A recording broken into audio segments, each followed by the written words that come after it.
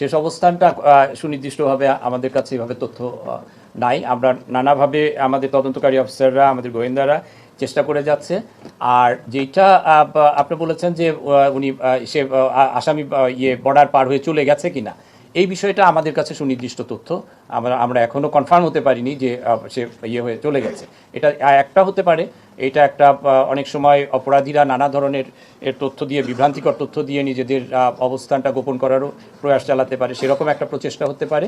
আমরা দেশের ভিতরে বা কোথায় সে আছে আমরা তার অনুসন্ধান তদন্ত আমরা চালিয়ে যাচ্ছি, এবং যে কোনো দেশের ভিতরে কোথাও আছে কিনা থাকলে আমরা তাকে গ্রেপ্তারের চেষ্টা আমাদের চলমান।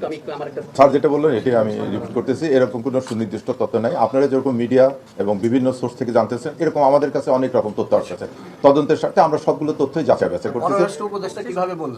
এটা স্যারের প্রাথমিকভাবে এখনো ওটা জানা যায়নি। মনে হচ্ছে যে ব্যক্তিগত কোনো শত্রু না, এটা কোনো রাজনৈতিক থেকেই হত্যাকাণ্ডটা সংঘটিত, এটা আমাদের প্রাথমিকভাবে ধারণা। আপনারা যেহেতু জানেন যে এখনো আমরা মূল আসামি ফয়সাল এবং আলমগীরকে গ্রেপ্তার করতে পারিনি, কাজে ওইভাবে জানা আছে।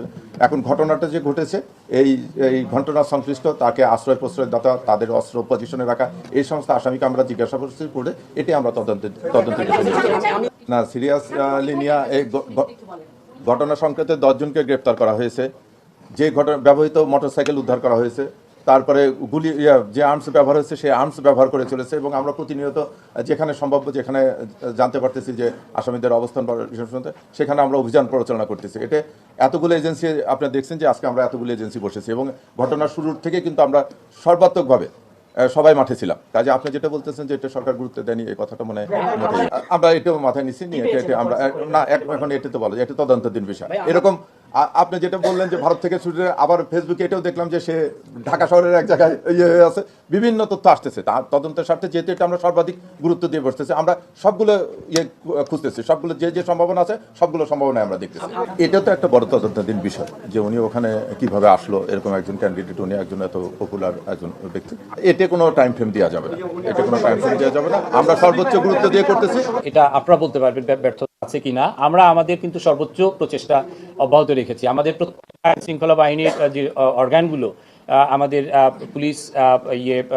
পুলিশ হেডকোয়ার্টার্স, তারপরে ডিএমপি, ডিএমপি, বিজিবি, যেহেতু বর্ডার ক্রস করার প্রশ্ন আছে, সেই জায়গায় আমরা প্রথম থেকেই আমরা বিজিবিকে আমরা ইনগেজ করেছি, উনি ব্রিফ করেছেন আপনাদেরকে, সাথে সাথে র্যাব আছে। এইটা এখন যে কোনো একটা ঘটনা ঘটে এবং এইটা অনেক সময় দ্রুততার সাথে সাথে গ্রেপ্তার করতে আমরা সক্ষম হই, অনেক সময় ইট টেক্স টাইম।